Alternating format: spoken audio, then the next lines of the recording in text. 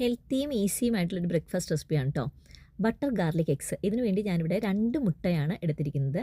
മുട്ടയിലേക്ക് കുറച്ച് പാലും കുരുമുളക് പൊടിയും ഉപ്പും ചേർത്ത് നന്നായിട്ട് ബീറ്റ് ചെയ്ത് മാറ്റി വെച്ചു. എന്നിട്ട് ഒരു പാനിൽ ബട്ടർ ചേർത്തിട്ട് അതിലേക്ക് ഇത് ഒഴിച്ചു കൊടുത്തു.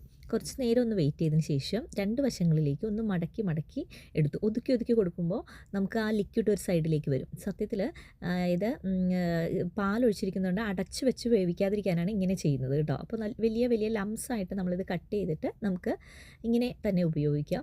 അതല്ലെങ്കിൽ സ്ക്രാമ്പിൾഡ് എഗ് എന്നുള്ള രീതിയിൽ ഉപയോഗിക്കാം. ഞാനിപ്പോൾ വലിയ ലംസായിട്ട് ഉപയോഗിച്ചിട്ട് ഒരു ആർഭാടത്തിനായിട്ട് ഒരു വൈറ്റ് സോസ് റെഡിയാക്കി. ഇതിന് വേണ്ടിയിട്ട് ബട്ടറിലേക്ക് ഗാർലിക്ക് ചോപ്പ് ചെയ്ത് കൊടുത്തിട്ട് അതിലേക്ക് കുറച്ച് കോൺഫ്ലവറും പാലും ഉപ്പും കുരുമുളക് പൊടിയും ആഡ് ചെയ്ത് ഈ നേരത്തെ റെഡിയാക്കിയ എഗ്ഗ് അതിലേക്ക് മിക്സ് ചെയ്തെടുത്തു.